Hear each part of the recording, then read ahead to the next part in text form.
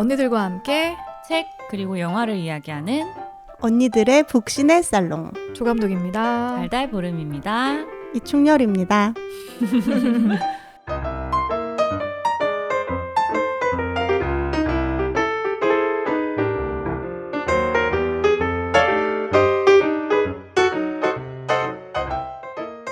작가님 너무 귀여운 거 아니에요? 네.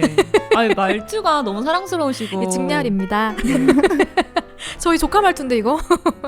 근데 감독님이랑 저랑도 약간 공격적인 말투는 아닌데 에이. 작가님 옆에 있으니까 에이, 상당히 조금 공격적인. 약간 센 느낌 있죠. 저희 그렇게 센 캐 아닌데 저희. 좀 귀여우세요. 평소에 맞아요. 그런 말 많이 들으시죠?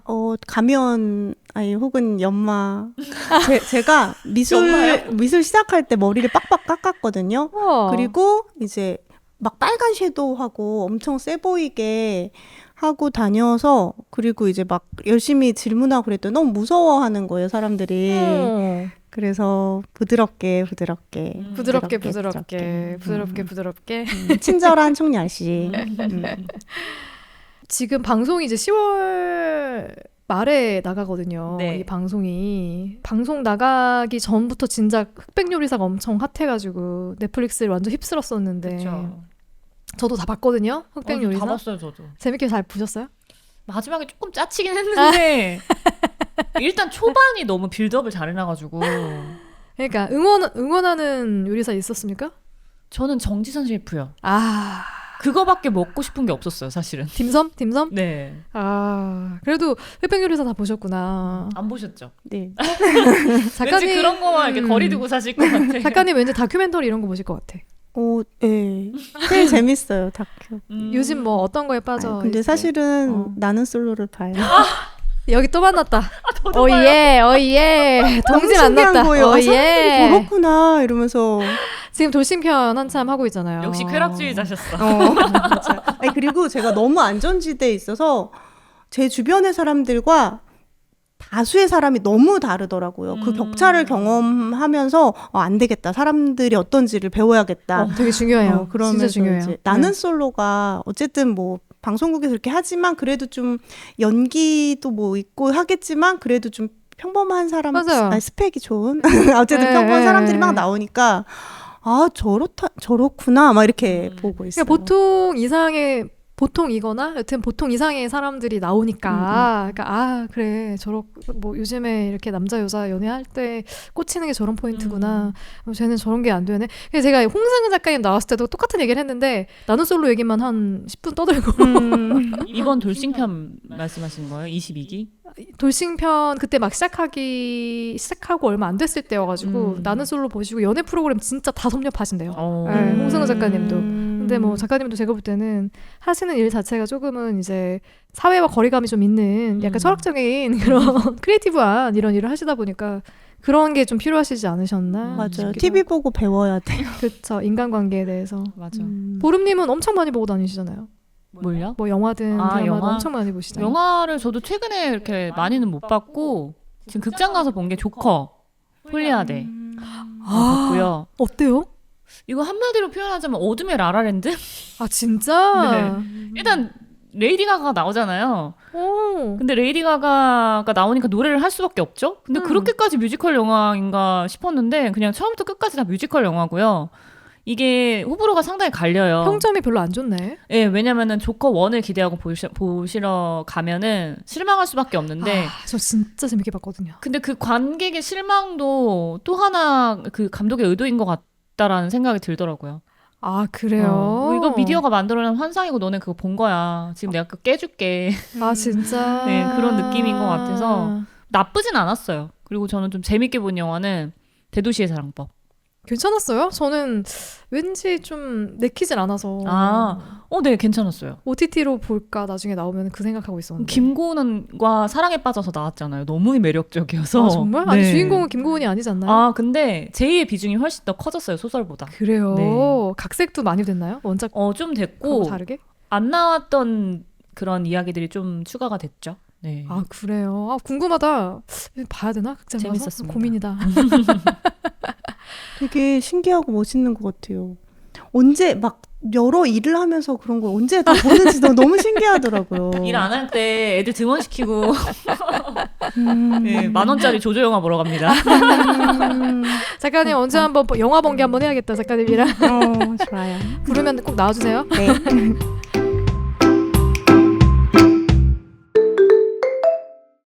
자, 오늘의 영화는 알리 아빠시 감독의 경계선입니다. 네. 이 작품이 소설이 원작이죠. 그렇다 하더라고요. 이름이 되게 어려워. 윤 아이비 대 린드크 비스트.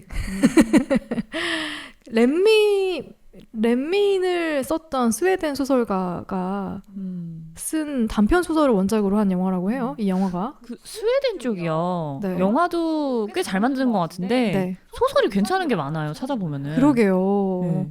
되게 매력적인 그런 소설들이 많은 것 같아요. 이게 눈여겨보질 못했었는데 그런데 이 영화를 어떻게 지난 책과 연결해서 같이 이야기를 해보고 싶다라는 생각을 하셨는지가 궁금해지네요. 이 영화를 되게 불편하다고 하시는 분들이 여러 이유가 있겠지만 그 중에 하나가 우리가 항상 모니터를 통해서 볼 수 있는 사람들은 아름답다고 하는 사람들, 보기 좋은 사람들인데 그것과 다른 외모를 가진 사람들이 주인공으로 등장하잖아요. 네. 사실은 그 점 때문에 감각적으로 불편한 것들이 되게 많은 것 같은 거예요. 그렇게 얘기하진 않지만 그래서 또 미의 기준이라든지 아니면 서양의 이분법을 되게 막 계속 교란시키는 어떤 설정과 상황들이 나오잖아요. 그래서 이 영화를 이야기하고 싶었어요. 너무너무 공감되는 선정인데요. 맞아요.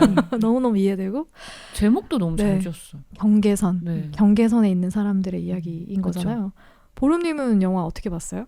저는 이게 극장에서 개봉했을 때 그때 2019년이었던 것 같은데 맞아요. 네. 극장에서 보고 나오면서 그때 충격을 잊을 수가 없어요. 내가 지금 뭘 보고 나온 거지? 이런 혼란스러움과 충격과 사실 역겨움도 좀 있었는데 근데 영화가 싫지 않은 거예요. 그 감각이 너무 신기해서 이거야말로 진짜 예술이구나. 맞아. 그 생각을 되게 크게 했었던 것 같고 그 두 번째 보니까 내용을 다 알잖아요. 그래서 티나가 너무 귀여운 거예요. 귀여워. 너무 귀엽고 귀여워요. 하나도 되게 소심하게요. 네. 둘이 너무 그 볼에 대한 마음을 표현하는 게 너무 사랑스럽다라는 게 느껴지고 그 자연과 동화되어서 살아가는 그 모습이 너무 아름답다라고 느껴지는 거예요. 맞아. 그래서 자연과 교감하는 어떤 생명체의 모습을 되게 잘 영상미로 잘 담아낸 것 같아서 그런 부분들이 두 번째 볼 때는 잘 보여서 너무 좋았어요, 진짜. 저는 이 영화를 살롱에서 2019년에 개봉하자마자 단체 관람을 누군가가 주최를 해가지고 여기서 보신 거예요, 그러면? 언니들이 보러 갔는데 제가 못 갔어요. 저만 빠졌어요. 그래서 그때 셜록님도 있었고 몇몇 언니들이 같이 영화를 보러 갔었거든요. 근데 저는 그때 일이 있어가지고 일을 하느라고 이때 야근하고 뭐하고 하느라고 못 갔다가 언니들이 영화 끝나고 다 같이 모여서 뭐 이렇게 술자리를 갔는데 거기에 제가 간 거예요. 근데 다들 너무 욕을 하고 있는 거예요. 뭐라고 하시던가요? 징그럽다? 일단 그러니까 다는 아니었고 그 영화를 본 언니들의 팔알이 불편했다. 좀 징그러웠다. 낯설다. 이런 얘기를 했고 남은 사람들은 나 괜찮았는데 이제 이런 얘기를 하고 있길래 전 사실 그 영화 되게 보고 싶었거든요. 근데 제가 또 귀가 엄청 팔랑귀여가지고 그래 그럼 나도 안 보는 게 좋겠네 하고서 안 보고 있다가 전 안 봤어요. 그래서 일부러 안 봤어요. 이번에 이제 작가님이 추천을 해주셔서 보게 됐잖아요. 제일 첫 번째 들었던 감상, 이 영화를 왜 안 봤지? 그때 봤어야 됐구나 내가 이 극장에서 영화를. 봤어야 되는데. 네, 너무 후회됐어요. 남의 시선이 중요한 게 아니라 내가 보는 나의 눈이 중요한 건데 왜 다른 사람들이 불편하다고 해서 나도 불편할 거라고 생각했을까? 저는 사실 하나도 안 불편했거든요. 영화 너무너무 좋았거든요. 영화가. 그리고 그런 낯선 경계에 있는 이야기들 되게 좋아하기도 해요. 저는 좀 그 편견을 깨주는 그런 영화도 되게 좋아하고 하는데 근데 그런 생각은 해요. 2019년에 봤으면은 조금 나도 불편하고 조금 낯설어서 싫었던 시퀀스가 있었을 수 있겠다. 근데 지금 보니까 너무 좋은 거예요. 지금이야, 그쵸. 지금은 되게 좋더라고요. 제가 그 사이에 되게 많이 바뀌었구나, 달라졌구나라는 생각을 하게 돼서 저는 영화 시작부터 끝까지 다 좋았고 보고 나서 너무너무 영화에 대한 감상이 너무 깊게 남아서 그 주 내내 이 영화에 대해서 얘기하고 다녔어요. 주변에. 영화 봤어? 이 영화 봤어? 이 영화 이런 장면 나오는데 어떻게 생각해? 그래서 그 얘기를 되게 많이 하고 다녔고 같이 봤던 친구하고도 이 영화에 대해서 그날 진짜 보고 나서 계속 얘기했던 것 같아요. 와, 이 장면 진짜 미쳤다. 미치지 않았어? 뭐 약간 이런 얘기하고 저는 결론적으로 영화 되게 좋았습니다. 그리고 저한테는 되게 깊은 울림이 있었고요. 근데 호불호의 경계가 정말 뚜렷한 영화인 것도 맞거든요. 방금 말씀드렸지만 저희 살롱에서 감상했을 때도 저는 제일 기억에 남는 게 셜록님이 진짜 이래 표현이 그 장면 이러면서 몸소리 치셨네. 혹시 섹스씬이었나요? 네. 그 장면 진짜 그래 내가. 근데 저도 그때 봤을 때 그런 느낌이었어요. 아 저건 별로 보고 싶지 않다 이렇게. 어쩌면은 제가 그때 그 반응들을 봤기 때문에 되게 엄청 더 큰 어떤 센 것들이 있을 거라는 상상을 하고 봤어서 마음의 준비를 하고 봐서 마음의 준비를 제대로 하고 봐서 그럴 수도 있을 것 같아요. 왜냐면 그 영화를 보러 갔던 사람들 약간 뭐 동화 속 사랑 이야기 약간 그런 뭔지 알겠죠. 좀 비현실적인 판타지한 그런 사랑 이야기를 기대하고 가서 본 것 같아요. 근데 그게 아니었던 거지. 근데 저는 완전히 다른 기대치를 가지고 봤기 때문에 근데 저 같은 사람한테는 또 울림이 있는 영화이기도 한 거죠. 하지만 셜록님 같은 분들에게는 되게 불편하고 힘든 영화이기도 한 거예요. 이 영화 이렇게 평가받는 이유가 뭐라는 생각이 드세요? 사실 한두 개가 아니고 너무 여러 개지만 여러 가지겠지만 섹스씬 이야기가 나와서 얘기를 해보면 사실 이렇게 매체에서 재현되는 섹스씬은 현실과 되게 다르잖아요. 근데 이제 매체를 보고 우리가 학습을 해가지고 그거를 막 따라하려고 하고 맞아요. 그것과 다를 때 막 실망하고 막 그리고 자책하고 막 이렇게 되는 게 이제 문제인데 저는 그 섹스씬 보면서 티나의 빨강이가 나오잖아요. 표현 되게 좋다. 저희 멍멍이가 이제 되게 좋으면 빨강이가 나오거든요. 그래서 이렇게 표현할 수 있구나. 그러니까 되게 고심을 했을 거 아니에요. 맞아. 이걸 어떻게 시각할 건가 해서. 맞아요. 그래서 이렇게 빨강이가 뿅 올라오는 게 되게 관찰을 잘했고 잘 선택을 했다는 생각도 들었고 그리고 이제 제가 포괄적 성교육 활동을 할 때 워크숍 중에 섹스에 대해서 이렇게 매체에서 봤던 장면들을 이렇게 인형 놀이처럼 해서 재현하고 그다음 그게 대체 어떤 설정인지 어떤 사람일지 뭐 이런 거를 막 이렇게 낱낱이 질문하는 워크숍을 한 적이 있는데 사실은 항상 매체에서 재현된 섹스는 진짜 동화 속처럼 막 부드럽고 하얗고 뽀얗고 그렇지. 막 화사하고 남성 상위 체위에다가 비장애인에다가 젊고 깨끗하고 막 이런 거 별로 없잖아요. 맞아요. 가장 이렇게 긴밀하게 몸이 접촉하는 것이고 그러면은 이렇게 되게 액체적이기도 하고 막 이런 건데 그렇게 안 보이기 때문에 거기다가 막 남성 중심의 포르노 문법에 의해서 여성들이 막 연기해서 이상한 소리 내고 활처럼 휘는 몸. 막 그런데 그 경계선에 나오는 섹스씬은 그러니까 되게 중요했던 것 같은 게 티나가 인간 문명에 맞춰서 막 억지로 살다가 맞아요. 자신도 자연의 일부임을 인정하고 느끼면서 정말로 어떤 검열 없이 억압에서 이렇게 딱 해방되는 그런 모습을 되게 잘 보여주고 있잖아요. 그래서 너무너무 훌륭한데 이 문명인들에게 너무너무 불편하겠다. 맞아, 그쵸. 이러는 그래, 거죠. 그쵸. 맞아. 맞아. 저도 그렇게 생각했어요. 그 가시화되지 않은 생명이잖아요. 트롤이라고 보통 자기네들이 지칭을 하지만 근데 이게 북유럽 관점에서 보면 이제 난민으로 해석하기도 하고 그냥 일반적인 세계로 봤을 때는 그냥 소수자라고 해석해도 될 것 같아요. 그러니까 예를 들어서 뭐 장애인, 난민, 성소수자가 다 해당이 되는데 예를 들어서 성소수자의 섹스신도 사람들이 보면 되게 불편해한단 말이에요. 그런 거랑 저는 같은 맥락이라고 보였어요. 그들은 소수자고 별로 가시화되지 않은 사람들이고 그거를 내가 내 눈으로 보는 것 자체를 굉장히 싫어하는 거죠. 근데 계속 보다 보면은 익숙해져서 그게 당연한 것처럼 느껴지고 그것조차 아름다워지잖아요. 그러니까 감독님이 19년도에 그걸 봤었으면 불편했을지도 모른다고 얘기했던 게 아마 그런 부분이었던 것 같아요. 맞아요. 그 사이에 굉장히 많은 관계들을 봤고 그 관계들 속에서 제가 또 공감하고 이입되면서 들어갔다 나오기도 하고 뭐 그런 경험들이 쌓이다 보니까 뭐 이런 사랑 저런 모습의 사랑 저런 형태의 사랑 뭐 다 아름답지 않아? 약간 이런 생각을 갖게 돼서 맞아. 그래서 저한테는 되게 깊은 울림이 있었던 것 같고요. 그리고 두 분이 말씀하신 것처럼 불편함을 느끼는 것은 결국에는 그냥 나한테 익숙한 거, 나한테 편안한 거 그런 걸 보고 싶어하는 인간의 심리가 되게 크게 진짜 작용을 한다고 봐요. 영화를 볼 때도 마찬가지고.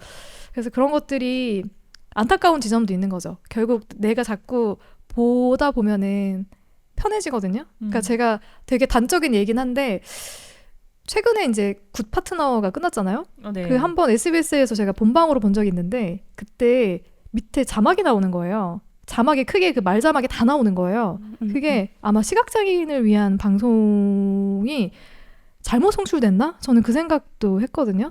계속 왜 이렇게 밑에 자막이 나오게 불편하게 나오는 거야? 잘못 송출되고 있는 거 아니야? 하고 불편하게 보고 있다가 어느 순간에 익숙해지는 거예요. 너무 편하지 않아요?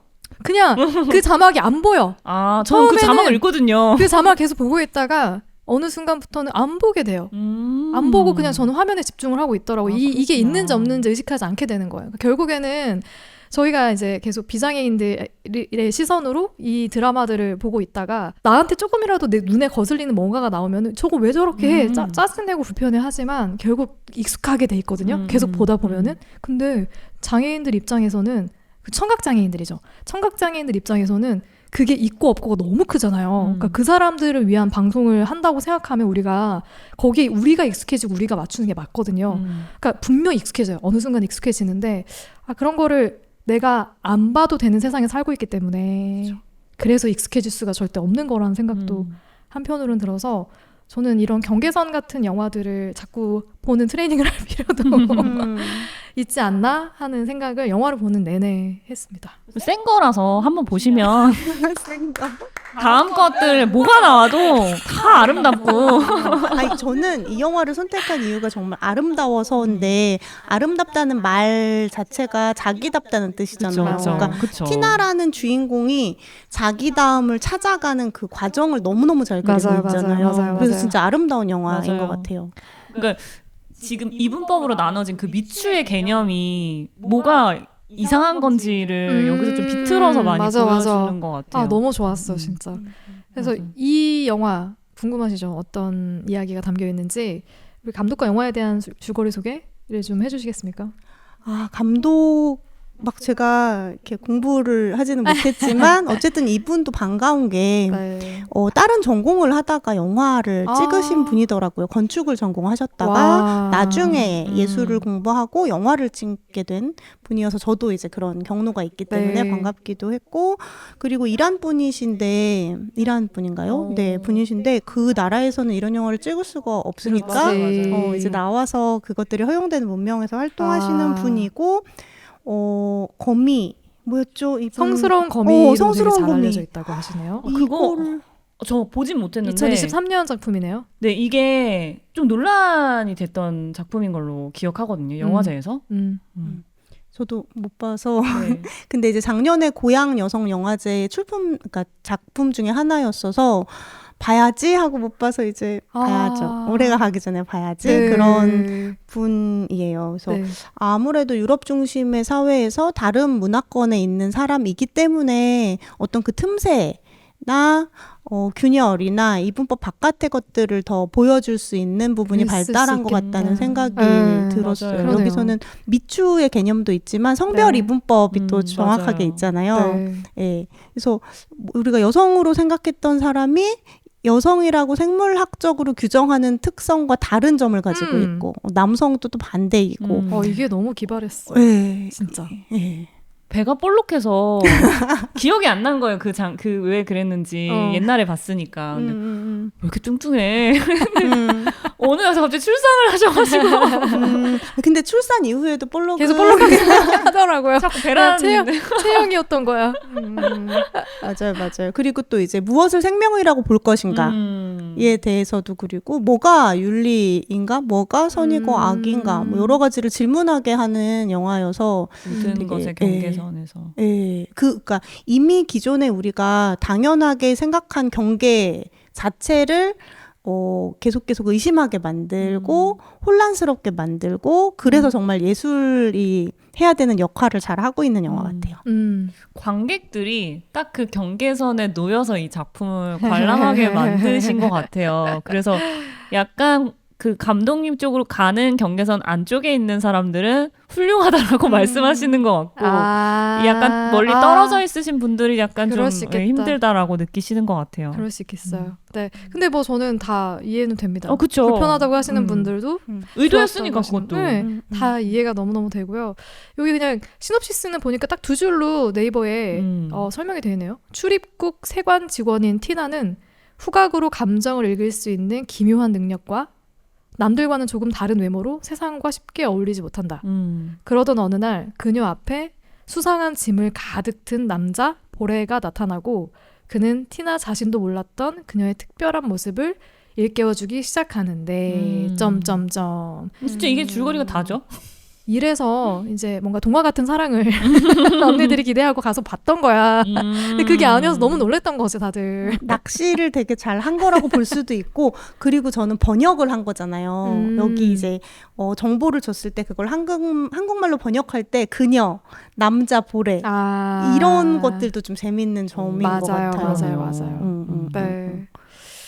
그러면 이 안에 등장하는 중요한 인물들에 대한 얘기를 좀 해봅시다. 영화 속 등장인물은 거의 뭐 이 두 인물로 이야기가 진행이 되죠. 티나와 보레. 네, 보레. 자, 제목이 티나와 보레여도 그래도 괜찮을 것 같아. 주인공 티나는 어떤 인물이죠? 티나는 사회에서 규정되는 아름다움과는 약간 거리가 먼 외모를 가지고 있어요. 흉터도 있고 피부도 좋지 않고 약간 몸도 통통합니다. 그런데도 불구하고 굉장히 비범하게 평범한 사람들과 다르게 후각으로 사람의 감정을 기묘하게 캐치를 하는 거죠. 그러다 보니까 그 직업 자체가 세관에서 근무하는 보안 직원 같은 느낌인데 네, 맞아요. 그런 능력을 너무나 잘 발휘할 수 있는 거예요. 후각으로 어떤 사람의 수치심이나 어떤 분노, 죄책감 이런 것들을 찾아내는 거죠. 그러니까. 근데 일은 되게 칼같이 하는데 마음이 너무 따뜻해요. 네, 그래서 이웃이랑 인사를 나누는 장면도 나오고 그 이웃이 출산이 임박했을 때 이제 병원에 빨리 가야 하는데 갈 길이 없을 때 태워주는 역할까지 티나가 직접 하거든요. 맞아요. 근데 그 되게 급박한 과정에서 사슴 가족이 길을 건너는 거예요. 근데 그거를 또 후각으로 귀신같이 알아채고 기다려주는 거지. 그쵸. 그게 저는 너무 감동이더라고요. 네. 그런데 이게 이제 동물과도 굉장히 친화적이기도 하지만 아빠랑도 또 사이가 약간 어색하지만 그래도 뭐 나쁜 사이는 아니에요. 괜찮았던 것 같아요. 근데 집에 있는 남자 한 분이 계셔요. 네, 동거인, 남친. 네. 무슨 관계인지 잘 모르겠는데 정말 동거인으로 규정하면 딱 될 것 같고 둘은 어떤 신체적인 접촉이나 관계를 하지는 않지만 티나가 가지고 있는 그 집에 약간 기생하는 느낌으로 살고 제가 있는. 볼 때는 그냥 빌부터 사는 그쵸, 논팽이의 느낌입니다. 네, 이용해 먹는. 그러다가 보레를 만나죠. 네. 보레가 그 집으로 초대가 되고 둘 사이에 균열이 생기고 동거인은 쫓아나고 그리고 아빠한테 찾아가서 도대체 나의 출생의 비밀은 무엇이냐 물어보게 되네. 네, 그런 일들까지 쭉 겪으면서 점차 성장하는 캐릭터로 나오는 것 같아요. 자기를 찾아가는 거죠. 자기 자신을 찾아가는 그런. 근데 진짜 캐릭터. 귀여워요. 그거 보셨어요? 보레 찾아가려고 호스텔 갈 때 치마 입고 아장아장 걸어가는 너무 귀여운 거예요. 예뻐 보이고 싶어가지고. 평소에 안 입던 옷 막 입고. 맞아. 되게 매력적이었어. 그리고 되게 흥미로웠던 거는 그 후각으로 그 사람의 감정을 읽을 수 있다는 게 와, 이 설정은 정말 흥미롭더라고요. 저는 감정을 분리해서 보잖아요. 뭐 수치심, 죄책, 심지어 섹스 냄새도 맡거든요. 그러니까 그런 정확한 그 감정을 냄새로 맡는다는 게 너무 신기한 거예요.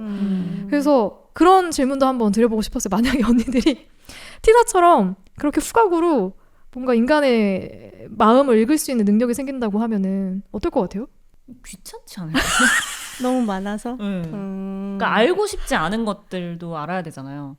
근데 이런 직업이면은 약간 약간 천생 직업이죠 이런 거는. 그쵸. 네, 내가 만약 경찰이야, 뭐 마약을 막 잡는 마약 사범 그렇지. 잡는 경찰이면 너무 좋죠. 근데 그 직업 말고는 생각나는 게 없네.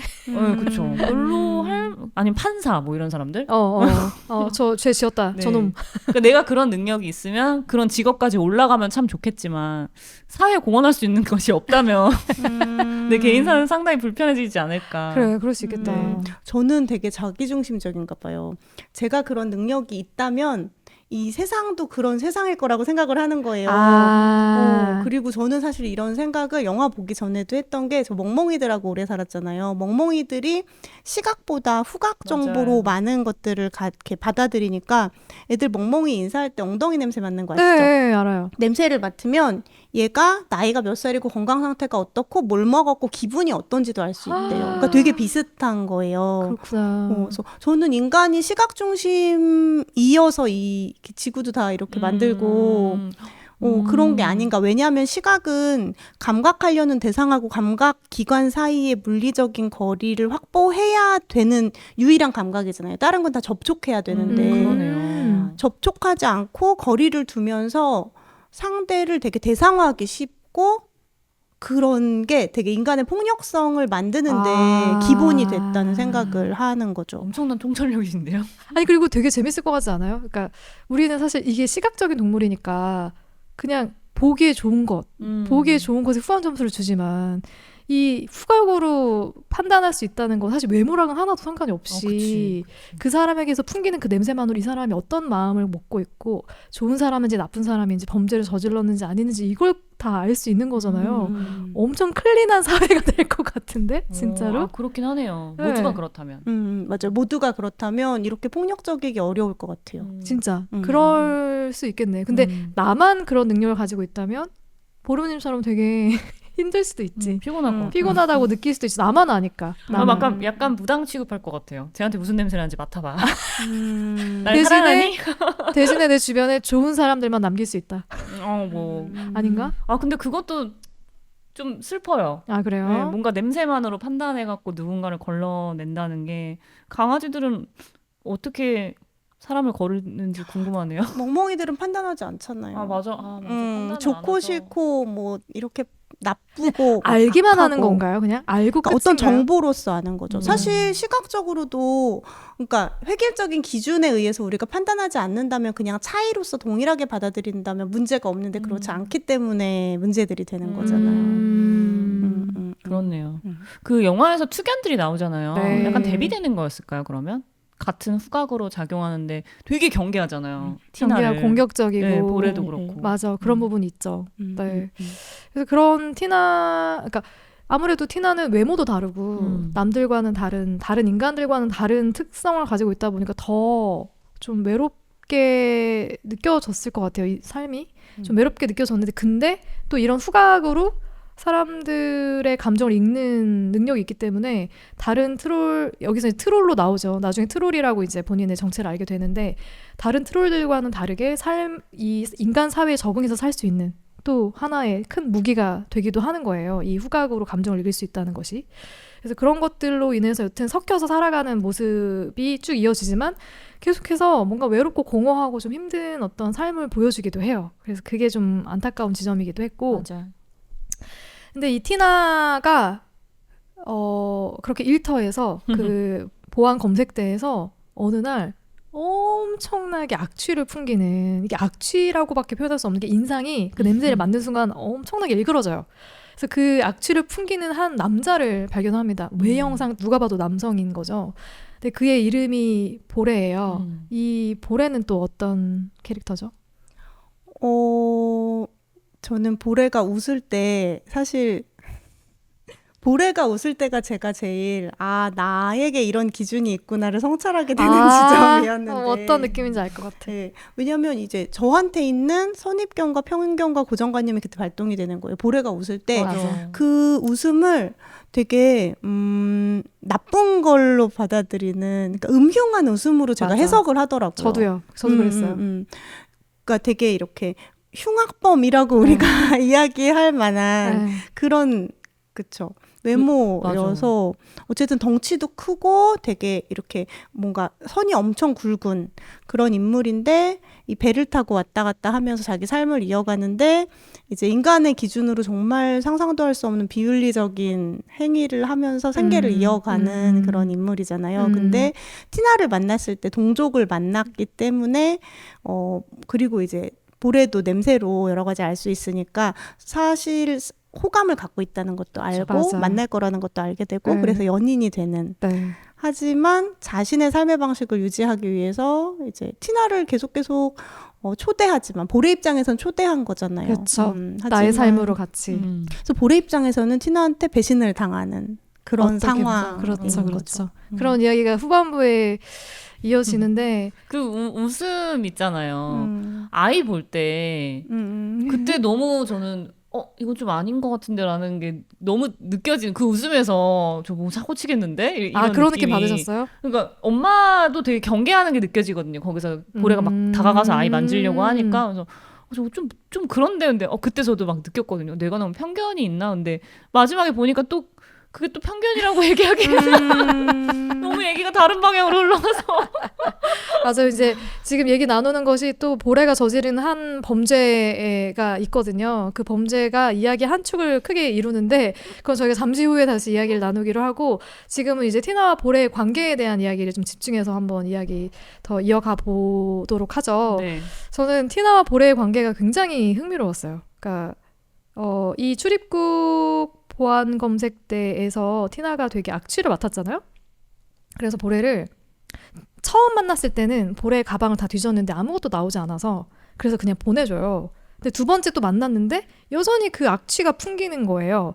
이제는 그냥 넘어갈 수 없겠다라고 생각을 해가지고 짐을 다 뒤지고 나서 몸수색까지 하게 되는데 그냥 누가 봐도 남성의 몸을 가지고 있으니까 그 남성 동료에게 몸수색을 해라. 뭐가 나올 거다라고 얘기를 해가지고 이제 독방으로 들어가서 몸수색을 하는데 잠시 후에 그 동료 남자 직원이 나와가지고 되게 난처한 표정을 짓고 이건 너가 했어야 했어. 이게 무슨 말인고 했더니 여성의 성기를 가지고 있다는 거예요. 누가 봐도 외모는 남자인데 여성의 성기를 가지고 있어. 그리고 꼬리에도 되게 심한 흉터가 있던데 이제 이런 얘기를 하니까 티나가 깜짝 놀라는 거죠. 티나에게도 꼬리에 큰 흉터가 있었고 그리고 평생 숨기고 지금 살아가고 있는 큰 비밀이 하나 있었는데 그게 티나는 남성의 성기를 가지고 있었던 겁니다. 근데 그 남성의 성기를 그냥 누가 봐도 이렇게 진짜 인간 성기처럼 밖으로 돌출되어 있는 게 아니라 티나의 그냥 육안으로 봤을 때는 여성의 성기인데 그 성기 안에 남성의 성기를 가지고 살고 있었던 거죠. 그런 비밀을 본인만이 알고 있었다 보니까 아까 보름님께서 남자 그 동거인과 어떤 관계인지 뭐 둘이 관계도 안 하는 것 같고 무슨 관계인지 모르겠다라고 하셨는데 티나만이 알고 있는 비밀이기 때문에 그렇죠. 두 사람이 보니까 그 남자친구랑도 시도를 했던 것 같아요. 아마 어떤 성적 관계를 시도를 했지만 이게 자기 성기는 계속 숨기고 있어야 되는 상태니까 그 상태에서 그 남자친구와 어떤 삽입 섹스를 시도했다가 되게 아팠던 경험이 있어서 나는 아파하지 마. 이제 이런 장면도 나오거든요. 나는 하고 싶지 않아. 이런 장면이 나와요. 그래서 그런 것들을 봤을 때 계속 비밀로 숨기고 그리고 자기는 아이를 낳지 못한다라는 거에 대한 좀 어떻게 보면 좀 안타까움도 갖고 있었던 것 같고 맞아요. 자기와 똑같은 모습을 어떻게 보면 좀 비슷한 감정을 느낄 수 있는 보레가 어떻게 보면 반대 지점에 있는 거죠. 완전히 반대 지점에 있는 거죠. 이게 여성처럼 생긴 티나는 남성의 특징을, 남성처럼 생긴 보레는 여성의 특징을 가지고 있다라는 게 점점 밝혀집니다. 그리고 그 가장 클라이막스 장면이 두 사람의 정사씬에서 나오죠. 이 두 트롤이 관계를 서로에게 푹 빠져가지고 관계를 갖는데 진짜 짐승처럼 관계를 맺거든요. 진짜 포효하면서 관계를 맺는데 이 티나가 옷을 딱 벗고 성기를 딱 카메라로 성기를 살짝 딱 잡아주는데 거기서 진짜 크지도 않아. 그렇게 크지 않아. 손가락만한 정말 강아지. 멍멍이 진짜 딱. 손가락만한 그런 성기가 쭉 그 밑으로 나오는 거예요. 근데 이 장면 때문에 저희 살롱의 언니들이 호불호가 되게 많이 갈렸던 걸로 저는 기억을 하거든요. 이 장면은 어떻게 보셨어요, 보름님? 저도 두 번째 볼 때는 이상하지 않았고 둘의 관계를 저는 좀 그렇게 본 것 같아요. 냄새로서 서로를 알아보면서 같은 종족임을 깨닫고 어떤 성적 욕구가 생기는 거죠. 저는 이들을 트롤이라고 이제 보레의 언어로 트롤이라고 하지만 트롤이라고 우리가 할지 말지도 우리가 정할 수 있는 것 같은 거예요. 그러니까 같은 종족이어서 서로 맞았다 혹은 통했다라고 볼 수도 있지만 나를 그냥 있는 그대로 온전히 받아주는 사람을 만났을 때 나의 마음도 열리고 네, 그리고 맞아. 여태까지 열심히 연기했던 것들을 좀 놓을 수 있게 되고 그래서 이 장면뿐만 아니라 저는 이 앞뒤로 막 자연을 만끽하잖아요. 너무 예뻐요. 네, 옷을 막 벗어 던지고 그 되게 오래된 시간이 막 그대로 보이는 숲 되게 두꺼운 이끼가 껴있는 숲을 막 뛰어다니고 물에 첨벙 들어가고 그런 것들을 이제 보레를 만나기 전에도 티나는 신발을 벗고 맨발로 요즘 유행하는 그러니까 사실은 계속 몸이 이끄는 대로 교감을 하고 있었는데 그것들을 더 적극적으로 할 수 있게 되고 이게 나한테 너무나 좋구나를 인정하고 받아들이고 그런 모습이 같이 이렇게 묶여서 아름다웠던 것 같아요. 더 있는 그대로 맞아. 왜냐면 그런 장면이 있었어요. 보레가 자기가 묵고 있던 그 호스텔에서 티나의 집으로 이사 오고 나서 그때 같이 자연을 막 만끽하면서 돌아다니고 하거든요. 그때 티나가 약간 자책하는 어떤 이야기들을 할 때 너는 있는 그대로 충분히 완벽해, 뭐 아름다워 이런 얘기를 해주거든요. 그리고 인간의 말은 듣지 마 이렇게 맞아요. 와 거기서 그 티나의 표정이 그러니까 처음으로 그렇게 자기 자신 있는 그대로의 자기 자신을 바라봐준 상대를 만난 거잖아요. 얼마나 큰 위로와 위안을 받았을까 싶은 생각도 들어요. 저는 이제 경계선이기도 하니까 우리가 경계를 얘기하면 사실 성소수자와 성소수자가 이렇게 나뉘어 있고 혹은 장애인과 비장애인이 이렇게 딱 나눌 수 없다고 생각하거든요. 그쵸. 어떤 문화에서는 이게 더 장애가 되기도 하고 장애가 안 되기도 하고 일시적인 장애가 있을 수도 있는데 우리는 장애를 막 영구적으로 생각하기도 그렇죠. 하고 네. 그리고 처음부터 성소수자여서 성소수자랑 만나는 게 아니라 어떤 사람이 좋은데 그 사람이 나랑 성별이 같을 수도 있고 뭐 그렇죠. 이런 건데 우리가 다 너무 미리 경계선을 그어놓고 규정을 하고 그 안에서 사람들과 관계를 맺고 사람들을 보는 게 아닌가 이런 이야기를 하고 싶었어요. 맞아요. 그런 지점들도 충분히 엿볼 수 있었고 또 하나 저를 꽝 하고 때려줬던 거는 여기서 보레가 출산하는 장면이 나오거든요. 너무 근데 저는 해방감 들던데. 고통을 너무 잘 표현하죠. 와 남자들 너도 또 당해봐 약간 이런. 나랑 되게 비슷한 생각했다 보름님. 그러니까 못된 마음. 네, 두 가지 마음 맞아요. 그 두 가지 마음 하나는 이게 출산이 이렇게 고통스러운 거야 라는. 근데 배란이었어 사실은. 배란이었잖아요. 그쵸. 배란통. 그렇죠. 배란이었던 거죠. 맞아요. 난자가 없는 출산을 한 거니까. 근데 이게 흥미로운 게 그거였던 거죠. 이게 만약에 티나가 그런 행위를 했으면 좀 더 편하게 내가 바라볼 수 있었을 건데 보레가 그러니까 너무 기이한 거예요.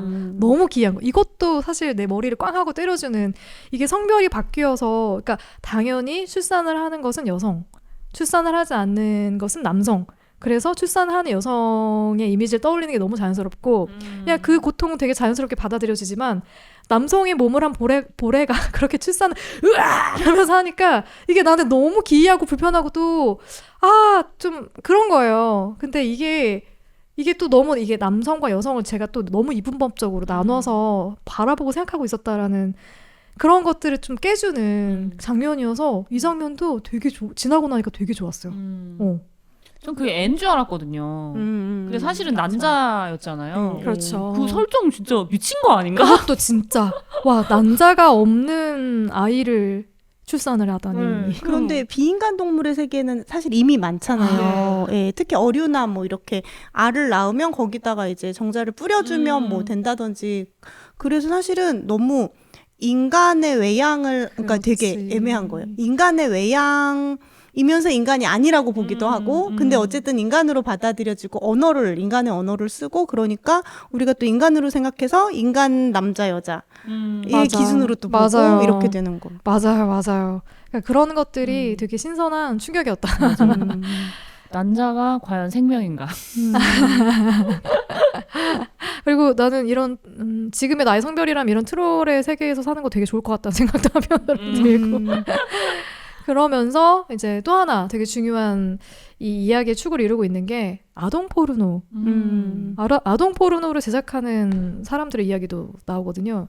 티나가 보레를 만나기 전에 또 악취를 풍기는 한 인간을 마주하게 되면서 그 인간이 아동 포르노 영상을 소지하고 있는 거를 발견을 해요. 알고 보니 이게 이 남자는 그냥 유통을 하는 남자였던 거고 실제로 제작하는 제작자는 따로 있다. 이 남자를 찾아야 된다. 근데 우리는 이 남자의 핸드폰에서 그 수신됐던 전화가 오고 갔던 그 지역, 그 동네만 알지 정확한 집을 모른다. 근데 우리가 수색을 하려면 정확한 단서가 필요하다 해서 티나에게 도움을 요청하는 거죠. 그래서 그 집을 찾게 되는데 티나가 큰 또 공헌을 합니다. 냄새로 되게 신기하지 않아요? 차에 앉아 있었는데 자전거 타고 지나간 남자를 딱 보더니 악취가 나요. 섹스 냄새도 나고요. 그래가지고 저 남자를 따라가 보자 해가지고 따라갔는데 그 집이 이제 그 아동 포르노. 근데 저는 잘 모르고 있었는데 완전 그 신생아를 데리고 포르노를 찍는 건가요? 그런 사례들이 종종 있죠.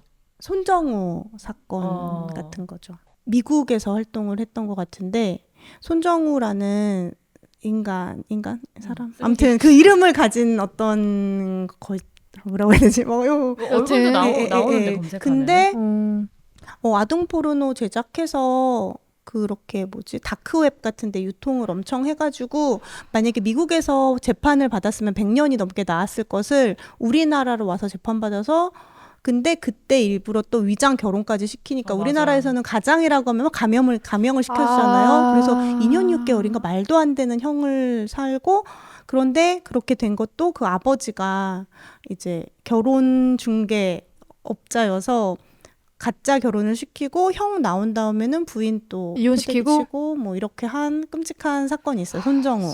아동 포르노여서 신생아도 있었대요.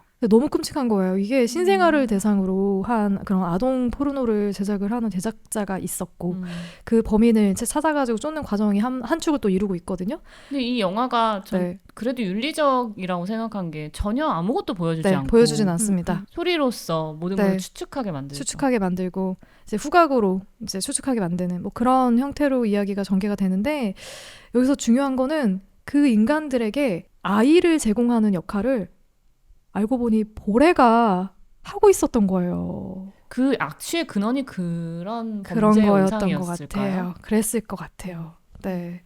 그러니까 아이를 제공하는 보레. 그러니까 보레가 이 아이를 제공할 수 있었던 것은 난자가 수정되지 않은 아이를 낳아가지고 그 아이의 형태가 옷을 입혀놓으면은 젤리 같은 형태여가지고 그냥 내가 원하는 모양을 만들 수가 있어. 약간 그 만드기 네, 약간 그런 촉감처럼 그쵸? 보이던데. 네, 내가 원하는 형태로 만들 수 있어서 인간의 아이하고 신생아의 모습을 비슷하게 빚어가지고 바꿔치기를 하는 형태로 그렇게 해서 바꿔치기를 해온 아이를 그 영상 제작업자한테 제공을 해왔던 거죠. 네. 근데 이제 이런 생각도 드는 거예요. 과연 그들에게 아이를 제공하는 보레와 이를 이용해서 아동 포르노를 제작한 인간들. 과연 우리는 누구를 더 악하다고 볼 수 있을까? 둘 중에 하나를 꼭 선택해야 된다면 이런 설정 안 좋은데. 보레의 입장은 보레는 스스로를 인간종이라고 생각하지 않았잖아요. 근데 우리가 인간종을 잡아먹지 않잖아요. 인간이 인간종을. 그런데 다른 동물은 잡아먹잖아요. 네. 그러면서 전혀 죄책감을 느끼지 않죠. 맞아요. 그런 보레의 입장에서는 사실 악을 행한 게 아닌 건 거예요. 라고 생각을 해요. 보레는 자기를 인간으로 생각하지 않으니까. 어차피 나랑 다른 종이니까. 그리고 심지어 우리 종을 해했던 종이니까. 맞아요. 복수를 하고 있는 거죠. 되게 정당한 행위일 수 있는 거죠. 보레 입장에서는. 네. 그런데 그 인간종이라고 생각하면서 그렇게 한 인간은 같은 종에게까지 그렇게 그리고 아주 어린 완전 생명을 그렇게 한 거잖아요. 그래서 그 영화에서 응징당하죠. 정말 처참하게. 맞아요. 네. 유일하게 그 영화에서 가장 자극적인 장면이 그거 같은데 저는 그래서 감독이 되게 엄청 고민을 많이 하고 윤리적인 측면을 엄청 신경 썼다고 생각해요. 그런 것 같아요. 맞아요. 보레가 그 인간을 자기가 이제 아이를 제공했던 인간을 처참하게 죽여 없애버리거든요. 머리를 으깨가지고. 왜냐면 자기의 이제 정체가 탄로날 수 있으니까. 근데 여튼간에 영화 속에서는 처참하게 응징을 당한 거죠. 약간 닭이 먼저냐 날개리 먼저냐 이거 같아요. 공급원이 보레다 보니까. 근데 굳이 꼽자면 저도 만드는 사람들인 것 같거든요. 근데 이유가 보레가 그런 대사를 해요. 말을 하는 게 인간들은 어차피 내가 공급원을 되지 않더라도 스스로 그냥 나쁜 짓을 계속 저지른다. 그렇지. 자기는 거기서 그냥 도움만 조금 줬을 뿐이다 라는 얘기를 하는데 보레가 공급자잖아요. 근데 그렇죠. 그 공급자가 없었다면 과연 그 일이 일어나지 않았을까? 아니거든요. 그렇죠. 지금 현실에서 계속 일어나고 있거든요. 다른 어딘가에서 공급을 네. 받았겠지. 그리고 좀 말씀하신 거에서 이제 보레가 악하다고 볼 수 없다라고 했지만 저는 보레가 만약에 인간이라고 스스로 생각한다라고 하면은 저는 보레 입장이 이해가는 제가 싫어지더라고요. 그러니까 오죽했으면 이런 생각이 드는 거예요. 그래서 굳이 따지자면 인간들이 더 나쁘다. 그러니까 이게 보레의 시선이 딱 그게 있어. 인간은 그냥 악해. 인간은 악해. 근데 이게 너무 맞는 말도 같아요. 우리가 너무 이기적이잖아요. 사실 우리 되게 이기적으로 나를 위한 삶을 사는 경우가 되게 많은데 그러니까 보레가 갖고 있는 시선은 인간은 자기를 위해서라면 무엇이든 다 희생시킬 수 있다라는 시선이 있는 거예요. 근데 그게 지금 우리 사는 사회에서도 뭐 자연에 대한 동물에 대한 그리고 나보다 약한 인간에 대한 시선이 다 그런 게 좀 깔려 있잖아요. 팩트인 거죠. 사실은 지금 기후 뭐 이 위기나 이런 것들을 다 맞아요. 인간이 자연이 스스로 자기는 자연이 아니라고 생각하면서 마구마구 채굴하고 착취하고 파괴시키고 그래서 생긴 일들이니까 네. 보레의 입장이 많이 이해가 되기도 하는 건 거예요. 지지할 순 없으나 이해는 된다. 그렇죠. 이해되죠. 덧붙여서 자신의 종이 인간과 다르다는 이유로 실험 도구로 써버리고 10년이나 계속 고문을 해가면서 죽여 없애는 그런 모습들을 보였잖아요. 그러니까 그런 것들을 보면서 알았던 보레는 인간은 그저 악하다라는 생각을 가질 수밖에 없는 거죠. 복수를 하고 싶은 마음도 너무너무 컸고 그 보레의 입장이 이해가 되는 저도 인간 혐오가 약간 있는 것 같아요. 근데 중요한 건 티나는 좀 다르거든요. 그러니까 그쵸. 보레는 그런 인간에 대한 복수심을 가지고 복수를 계속 행해 나가는데 티나는 그런 보레를 이해하지 못해요. 그러니까 나는 그렇다고 해서 악해지고 싶지 않아. 그러니까 내가 트롤이라고 해서 악하게 살고 싶진 않아. 이제 이런 생각을 갖고 있는데 여기서 보레가 또 하나 나는 이거는 좀 이해가 안 돼.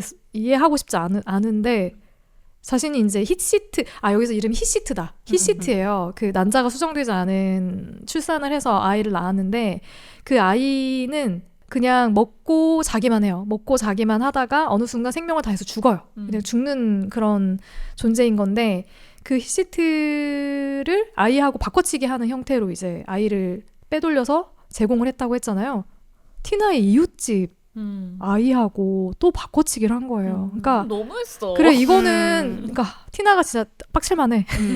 왜냐면 어떻게 보면 티나한테 되게 살갑게 구는 몇 안 되는 인간들이었거든요. 그렇죠. 이 이웃이. 그리고 보레한테도 호의를 베풀었잖아요. 맞아요. 빌려달라는 걸 빌려주고.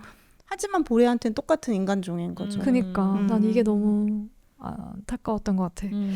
그래서 이웃집 아이하고 바꿔치기를 하고 마을을 떠나버려요. 그러니까 티나 그게 결국 안 돌아왔죠. 네. 저는 제가 놓쳤나 싶어서 몇 번을 다시 돌려봤는데 안 나오더라고요. 아마 이미 어딘가로 이제 빼돌린 거죠. 그거 너무 그러니까 티나가 보레를 용서할 수 없는 이유를 큰 이유를 사실 영화 속에서 만들어준 거죠. 그러지 않았으면 따라갔겠지. 네. 되게 고민했을 것 같은데 이제 고민할 그러니까 고민을 열심히 했지만 어떤 결정적인 상황을 만들어준 것 같고 저는 맞아요. 티나가 계속 고민했던 지점이 내가 트롤로 살 것인가 인간으로 살 것인가의 지점이었던 것 같아요. 맞아요. 네.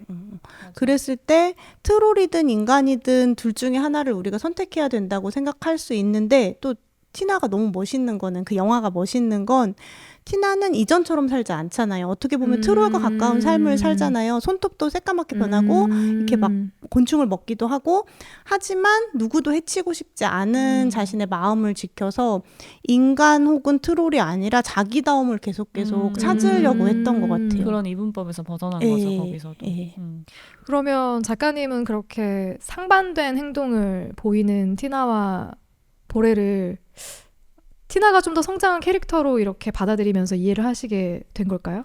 저는 성장이라는 말도 좀 고민스러운 거예요. 우리가 항상 성장주의, 성장해야 된다. 나아져야 된다라고 생각을 하잖아요. 그러니까 이게 되게 근대적인 사고잖아요. 이렇게 뭔가 선형적으로 더 나아지고 뭐 어제보다 오늘보다 내일을 위해 살고 그런 어떤 방향성을 부여했을 때 성장이라는 말이 있는데 네.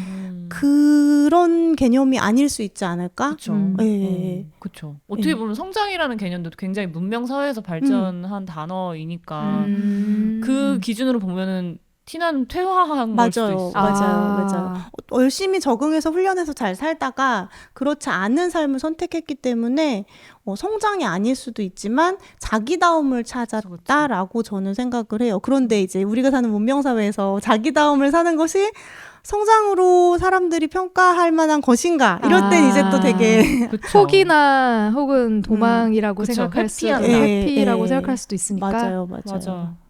저는 둘을 보고 딱 떠오른 인물이 있는데 그 흑인 민권 운동가 둘이에요. 마틴 루터킹이랑 네. 말콤 엑스. 그러니까 굉장히 비폭력주의자 평화주의였던 마틴 루터킹과 흑인 분리주의자 정책을 펼쳤던 말콤 엑스가 되게 상반되잖아요. 근데 보레가 약간 이 말콤 엑스 같은 느낌이고 우리 사회, 우리 커뮤니티를 구성하고 인간들은 우리랑 다르니까 그냥 혐오 이렇게 하고 마틴 루터킹 같은 느낌이 이제 티나인 거죠. 제가 보기에는 뭔가 다 포용하려고 하고 근데 저는 솔직히 잘 모르겠는 게 이게 이제 그냥 영화 캐릭터로 봤을 때는 그렇구나 존재하는구나라고 그냥 볼 수 있는데 이게 이제 비유를 만약에 했을 때 인간 사회로 오면은 인권 운동에서는 두 캐릭터가 다 있어야 되는 것 같거든요.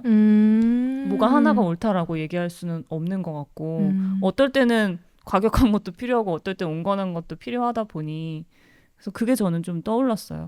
그러셨구나.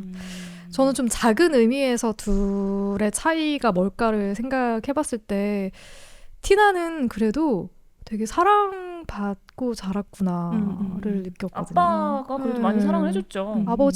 이게 아버지가 약간 치매가 와서 요양원에 있는데 가서 이렇게 둘이 대화하고 그 관계 맺는 걸 보면은 아버지가 우리 딸 해요. 근데 되게 어릴 때부터 내가 좀 다르게 생기고 내가 다른 특성을 가지고 있지만 부모로부터는 내가 충분히 딸로서 사랑받고 되게 받아들여진 상태에서 이제 그런 경험들을 쌓아왔고 보레는 완전히 반대였잖아요. 그쵸. 저는 그리고 티나의 주변 동료들도 좋은 결국은 티나를 동료로 인정하고 그러네요. 있었고 생각해보니까.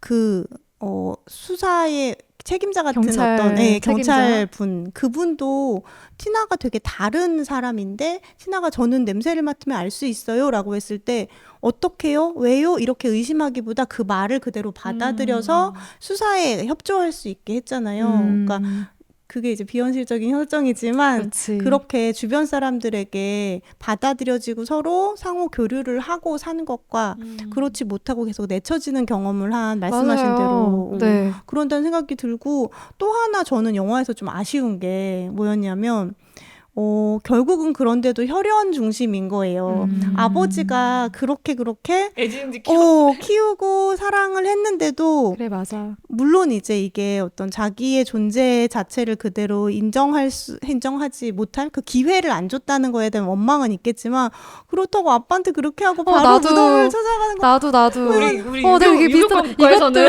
근데 이것도 어떻게 보면 인간의 시선인가? 너무 혈연 중심이지 않나? 사실 그런데 인간의 시선이라는 생각이 드는 게 저는 계속 이제 멍멍이 가족이 되게 컸어서 멍멍이 가족들은 뭐 엄마가 아기를 낳고서 뭐 살뜰히 살피고 뭐 이런 건 있지만 같이 시간을 지냈기 때문에 친밀해지지 동배이기 때문에 더 친해지거나 뭐 이런 거는 아닌 것 같거든요. 그런데 정말 인간 중심의 혈연 뭐 정상가족 이데올로기랑 다를 바가 없잖아요. 거기서 좀 아쉬웠어. 나도 약간 거기서 삐끗한 느낌을 받긴 티나 이 녀석 싸가지 없이 아빠한테 왜냐면 이제 거의 영화의 말미에 티나를 아버지가 찾아와서 그 전에 티나가 한번 물음을 던졌었거든요. 난 어디서 왔냐? 난 누구냐? 근데 그때 아버지가 그 대답에 대해서 회피를 하다가 또 다시 치매 증상이 번져가지고 그래서 티나가 돌아갈 수밖에 없었는데 영화의 끝에는 말미에는 아버지가 찾아와 티나에게 모든 진실을 다 이야기를 해주는 거죠.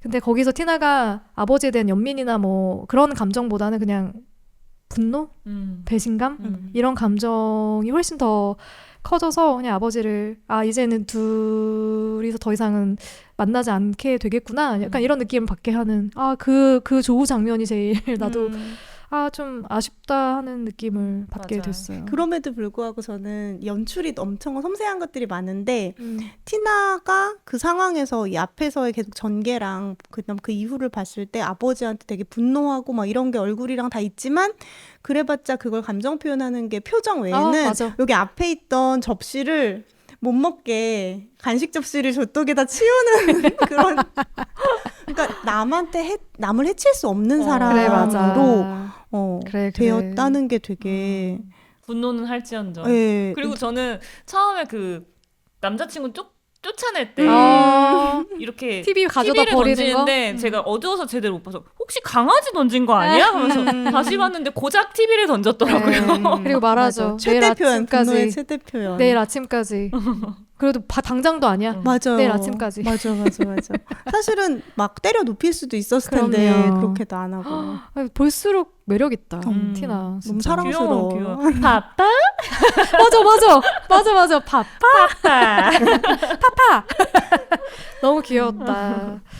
그 영화는 이제 티나에게 같이 떠나자는 식으로 쪽지를 남기고 보레가 먼저 떠났었는데 여객선으로 오라고 떠났었는데 여객선으로 티나가 가죠. 근데 이미 보레가 저지른 죄가 너무 크고 나의 그 분노, 나의 가까운 사람에게까지 피해를 입혔다라는 그 분노를 주체할 수가 없는 거죠. 그거는 어떻게 보면 글쎄 좀 분리가 되는 감정일 수도 있겠다. 여튼 그래서 보레를 그냥 경찰에게 넘기는데 경찰이 다가와서 막 수갑을 채우는데 그냥 보레가 뛰쳐나가요. 거기 배에서 뛰어내려요. 바다로 사라져버린 거야. 그래서 그냥 우리는 죽었나?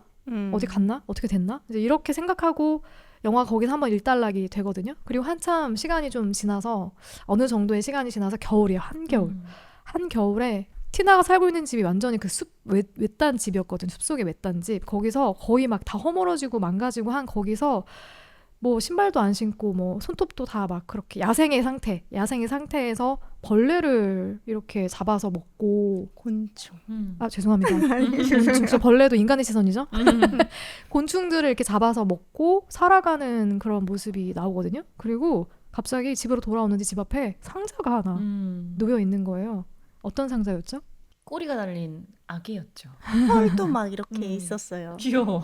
되게 귀여워. 근데 너무 귀여워. 그리고 엽서가 하나 있었죠. 핀란드 산들이 맞아요. 있는. 왜냐면 그 전에 이제 이 대사가 있었잖아요. 우리와 같은 사람들이 핀란드에 있다. 그들이 우리를 찾았으면 좋겠다. 그러니까 보레는 어쩌면은 이제 만났고 그쪽으로 오라고 초대하는 걸 수 있는 어떤 장면이었던 것 같아요. 저는 아까 전에 그 티나가 경찰에 신고한 장면이 또 좋았던 게 뭐냐면 그러니까 우리가 사랑이라고 하면 사랑은 이성적인 감정과는 정반대의 맹목적인 것을 사랑이라고 우리가 또 배운 게 있잖아요. 네.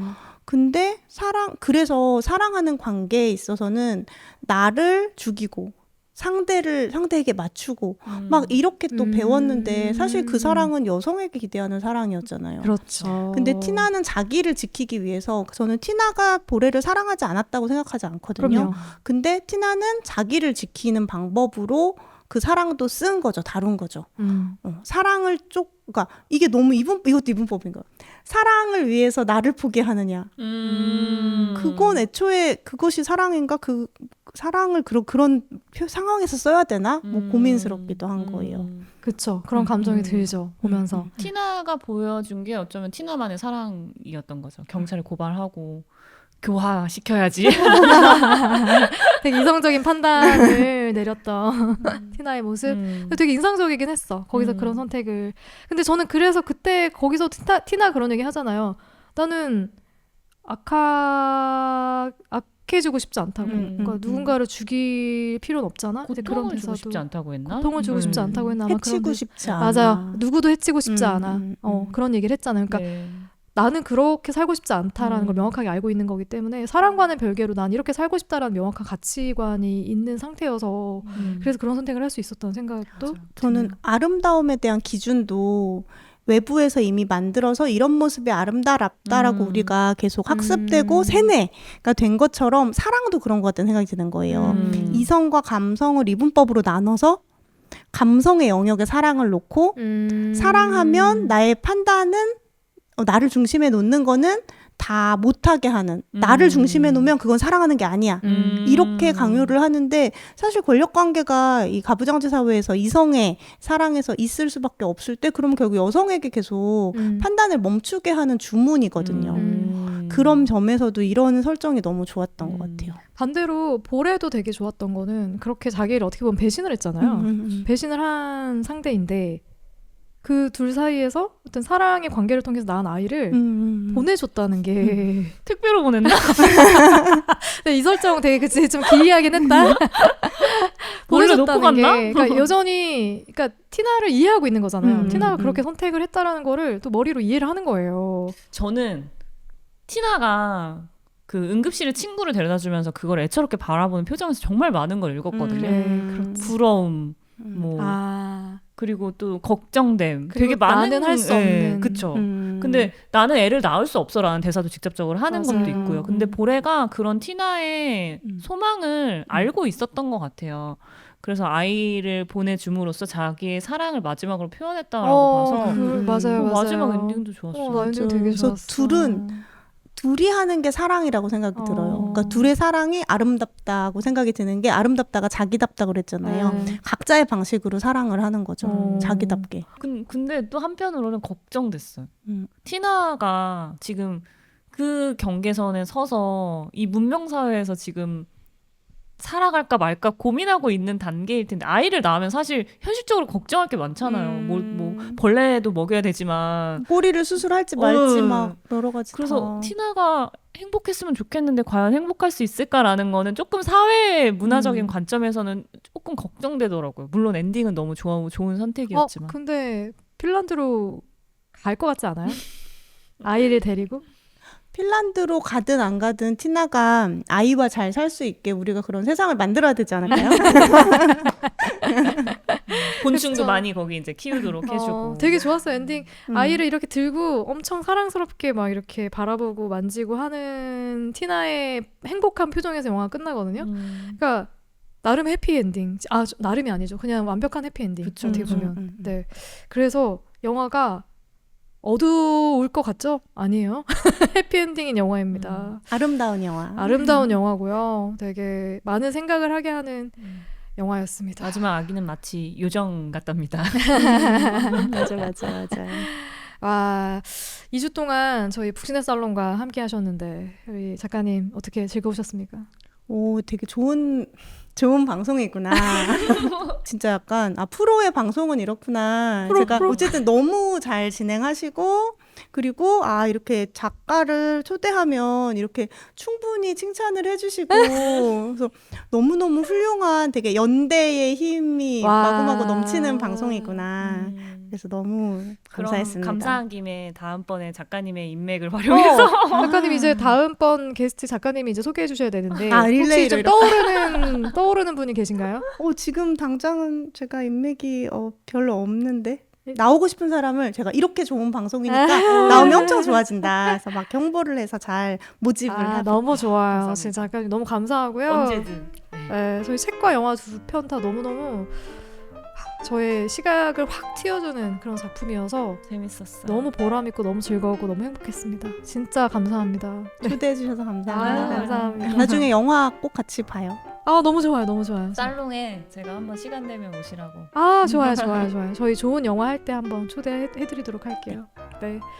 아무튼 먼 걸음 해주셔서 너무 감사드리고요. 저희 언니들의 복지는 살롱은 한 달에 2주는 저희가 이렇게 게스트분을 모시고 방송을 하고 있으니까 저희 솔롱님, 민니님과 함께하는 방송 말고도 이렇게 게스트분과 함께하는 방송도 많은 관심과 애정을 좀 표현해 주시면 댓글, 좋아요, 구독 꾹 부탁드립니다. 네, 그러면 언니들의 복신의 살롱 다음 주에 다시 인사드리겠습니다. 다음 주에 만나요. 안녕.